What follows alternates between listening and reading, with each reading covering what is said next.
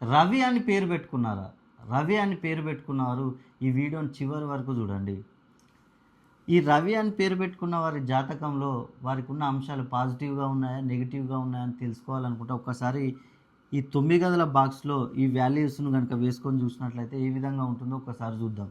ఇక్కడ 6కు వాల్యూ తీసుకుంటే 2 వస్తుంది. 2 అంటే మనకి ఇక్కడ సంతానం, రవికి సంతానం కలుగుతుంది. ఏ అంటే 1, వివాహం, రవికి వివాహం జరుగుతుంది. వి అంటే 6 అంటే చదువు, రవి ఉన్నత చదువులు చదువుతాడు, చదువు తగ్గట్టుగా ఉద్యోగం కూడా లభిస్తుంది.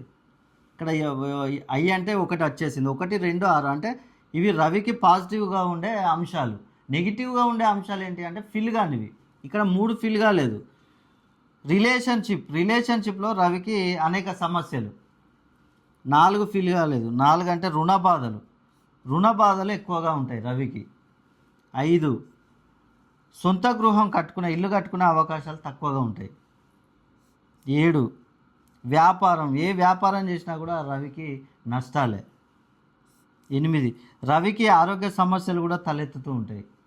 9 రవి విదేశీయానం చేయాలనుకుంటాడు, అంత ఈజీగా ఉండదు. రవికి శత్రువులు కూడా ఎక్కువగా ఉండే అవకాశం ఉంది. ఇది ఓన్లీ రవి పేరును బట్టే అతనికి ఉన్న అంశాలు.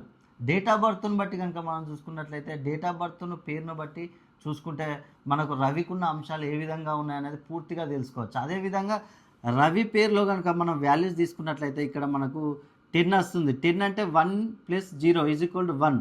రవి అంటే మనకి 1వ నంబర్, సూర్యుడు అంటే 1వ నంబర్. కాబట్టి రవి అని పేరు పెట్టుకున్న వారికి అద్భుతంగా ఉండే అవకాశం ఉంది ఈ సంవత్సరం కనుక ఇక్కడ నుండి కనుక చూసుకున్నట్లయితే.